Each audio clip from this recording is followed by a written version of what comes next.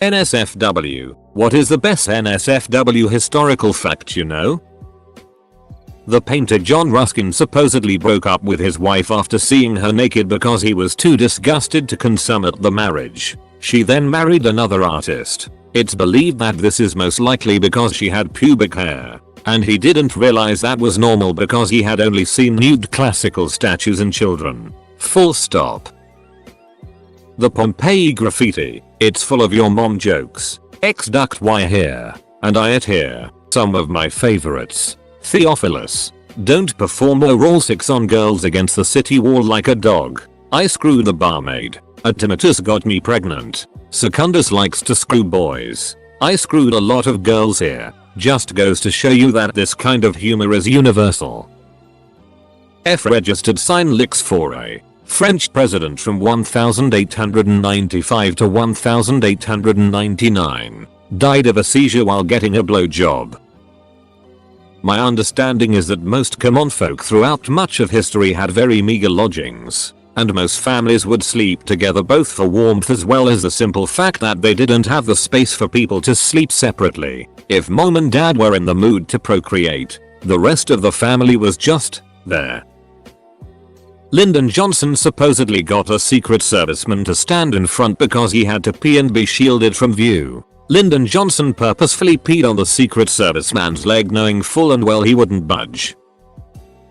The ancient city of Alexandria had one of the most famous red light districts, brothels, in the world. Once the prostitutes went on a strike and the economy of the city was at risk, so Cleopatra consulted one of the wise men in the library, and he suggested that they build another district as a competitor. Then they had two districts and the prostitutes of the first district had to end their strike. Saint Lawrence was martyred on a gridiron. His last words were, "I'm well done on this side. Turn me over." He's now the patron saint of cooks and comedians. I'm not making any of this up. A teenager in Plymouth Plantation ducked a bunch of farm animals. He was hanged till dead and all the animals were slaughtered. The first vibrating dildo was diesel powered. Roman Emperor Commodus had a harem of 300 women and men and spent most of his time there. Mathematician Kurt Gödel suffered from mental illness and was paranoid he was going to be poisoned. He would only eat food his wife had prepared for him. In 1977, she was hospitalized for 6 months and could no longer prepare his food. In her absence, he refused to eat and eventually starved to death. He only weighed 65 pounds when he died. Not so much as historically as biblical. According to the Bible, right when Jesus is getting arrested by the Romans, a random unnamed naked guy just runs past everyone. He is never mentioned again and it is unknown why they even put in the Bible. It's Mark 14:51-52 if you want to check it out. William the Conqueror allegedly smashed his testicles on the pommel of his horse's saddle, which eventually killed him. But that's not the end of it. During his funeral ceremony, they had placed him in a stone coffin sarcophagus thing. It was unusually hot that day and his body swelled. Well, the coffin did not. So during his funeral, where he died by smashing his nuts, his body exploded. Belarus, World War II. A high-ranking Nazi officer had a brothel concubine set up. Obviously, not consensual. Well, some of the ladies didn't like the situation and didn't like Nazis, so they put a landmine under his mattress. I call it the Belarusian space program. 18th century Empress of Russia Catherine the Great employed foot ticklers to turn her on. Hitler had the hots for his niece Jelly Rorbel, 17-23 years old, who was found dead in her bedroom after she shot herself in the chest with his own gun. Noting the fact that she lived with him until 1931, there are a lot of controversial aspects to that story, but also a lot of interesting pieces of information. Some historians speculate that they had a bizarre relationship and that, probably, she was the love of his life. He mourned her death for a week locked in her bedroom, denied food and wanted to kill himself. After that he kept her room as a shrine and kept her memories with him until near his death. The one about Gandhi regularly group bathing, group sleeping, cuddling, and getting strip teases and lap dances from really young women, one of which was his grand, or great grand, I can't recall, niece. to test his sexual restraint or whatever. Lol. A merkin is a replacement wig for pubic hairs prostitutes used to use after they shaved theirs due to pubic lice. In the War for Texas Independence against Mexico, after the Battle of the Alamo, there was this Mexican woman who was a spy for Texas. Nicknamed the Yellow Rose of Texas, she went and seduced the Mexican General Santa Anna. And while they were hooking up, the Texans did a surprise attack and slaughtered many Mexicans and won the war. Probably got some facts wrong, lol. Best? I would not call this best, but it's certainly stuck with me since I learned it in class. In ancient Greece it was believed that if a girl doesn't lose her virginity by her first period, she would fill up with blood to the point where her eyes would turn red, and she would hear voices telling her to jump into wells. Or, at least, it was written in one Greek doctor's writings. There's no real evidence how widely it was believed. Edit. Found the source on this. The past is a crazy place. George Washington, in his youth, was a handsome, strapping young man that all the women and officers' wives wanted to screw. Our founding father was a bit of a poonhound. In the 1840s, England had a parliamentary investigation into women working in coal mines. Not about the frequent deaths, men and women, or the conditions, horrible, working there, and not even that the women worked bare-chested alongside the men, but over the fact that the women wore trousers while doing so. In 2017, Oscar Wilde was among an estimated 50,000 men who were pardoned for homosexual acts that were no longer considered offenses under the Policing and Crime Act 2017. The act is known informally as the Alan Turing Law. Not that it matters to Mr. Wilde now, but 130 years is a long time to wait to have your name cleared.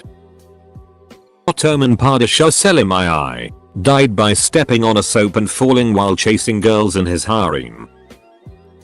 Fath Ali Shah Qajar, second king in Qajar dynasty in Iran, about 200 years ago, had 160 wives. Nasiruddin Shah Qajar had about 50. In Islam you're not allowed to marry more than 4 wives at the same time. It is said that Nasiruddin Shah was once walking in his palace and saw a beautiful girl, and asked if he could marry her. Everyone was looking at him weirdly and he asked why. One of his servants said that she was his daughter. Don't know if it's true, but my history teacher told me about this one prostitute that got out of dying or something by showing the judges her boobs, claiming it would be against gods to destroy something so beautiful.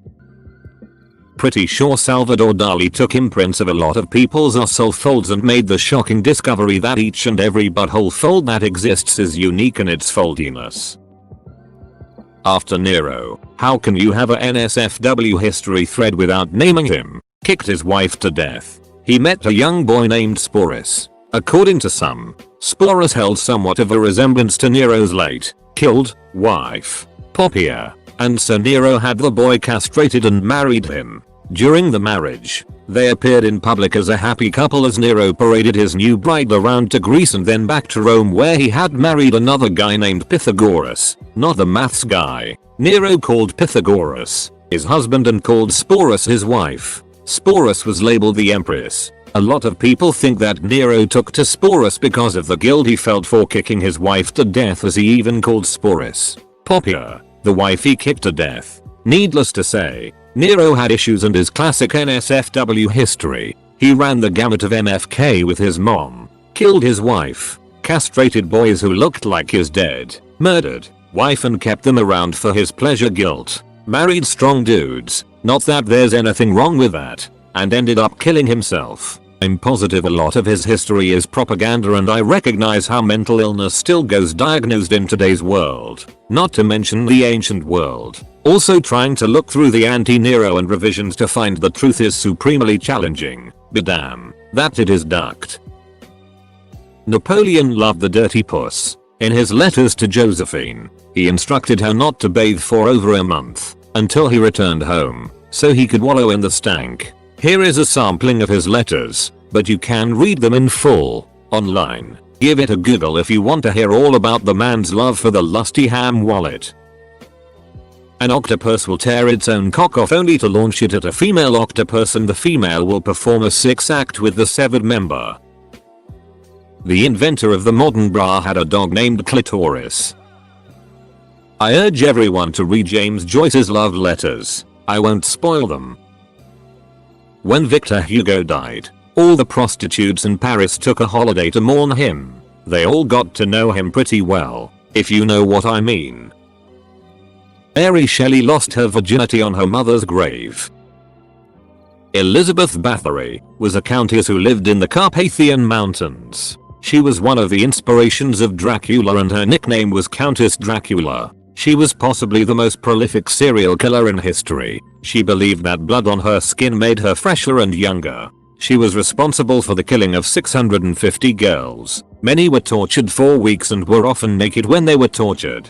They were forced to eat their own flesh. She sometimes drank the blood of the girls and stabbed them with needles. Some had their face, hands and private parts burned and bit their flesh and private parts. Many of them starved to death. Others were burned or froze to death naked. She might have eaten some of her servants. It is possible that she bathed in blood. She was never put on trial, but was forced to stay in one room for the rest of her life. She died 4 years later. Chief Buffalo Hump, as he was referred to in English, was not a literal translation of his Comanche name, which was erection that won't go down, Pochanak-Warhip. Cleopatra bathed in spunk. King Edward II of England was apparently tortured before death, which included shoving a red-hot poker up his bum to burn his insides out. Whilst alive, there does remain some debate about this, but I was taught this in school. Pedicabo ego vos et amabo, a classic line of Latin poetry and the first thing I say when people ask me to say something in Latin. It means I'll sodomize and fasciduck you. It was written by the famous poet Catullus, who also did the whole Million Kisses poem everyone needs to translate in Latin class. The oldest known objects that were probably sex toys were made out of stone and animal dung car. 30k years ago, the oldest known objects that were definitely sex toys were anatomically shaped jade and bronze dildos butt plugs dating back to 3000 years. Not to NSFW, but Mozart has a piece of music called Lick My Ass.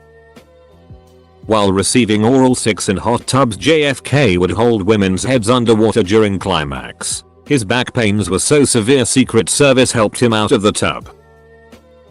Charles II, Charles the Impotent, was the convergence point for several generations of royal inbreeding and was born with significant disabilities. His parents were desperate for him to produce an heir. They implemented a system of ropes and pulleys to lower virgins onto him in hopes he could impregnate one. It didn't work and the dynasty collapsed. Jean-Paul Marat refused to refer to Marie Antoinette by her name in any of his publications. Instead, he simply referred to her as, quote, that Austrian whore. King Edward VI of England had an elaboratesix chair. Hitler's left nut was there, but it was smaller than the right one. Large portions of Anne Frank's diary were about periods and masturbation. Elagabalus is my favorite. Super young Roman emperor who also was a transsexual prostitute. From Wiki, Cassius Dio reported that Elagabalus would paint his eyes, depilate his body hair and wear wigs before prostituting himself in taverns, brothels, and even in the imperial palace. Finally, he set aside a room in the palace and there committed his indecencies, always standing nude at the door of the room, as the harlots do, and shaking the curtain which hung from gold rings, while in a soft and melting voice he solicited the passers-by. There were, of course, men who had been specially instructed to play their part. For, as in other matters, so in this business, too, he had numerous agents who sought out those who could best please him by their foulness. He would collect money from his patrons and give himself airs over his gains. He would also dispute with his associates in this shameful occupation, claiming that he had more lovers than they and took in more money. Murdered at 18 by his own guards and thrown in the sewer. Then they went so far as to remove his name from all temples and remove all traces of him from society. I heard at some point Benjamin Franklin was in a sex cult or something like that. Masturbation was once a prescribed form of relief for female schizophrenia. Mongols used to duck their horses. They liked it so much they even commissioned paintings about it. I remember reading something like Hans Christian Andersen kept a masturbation diary, often visited prostitutes just to chat, after which he masturbated and then wrote about it, was possibly bi, and likely died a virgin. I want to say that there is a theory or something that The Little Mermaid was inspired by a man that HCA loved, but who didn't love him. Not entirely NSFW or sourced, but you know. Carpetophorus, a Roman gladiator, trained giraffes and other animals to abuse women to entertain the Colosseum crowds. Niccolo Machiavelli wrote a letter to a friend of his detailing how he ducked an ugly old woman after she washed his clothes. That Aboriginal Australians would dispose of unwanted babies by filling their mouths full of sand and leaving them to die.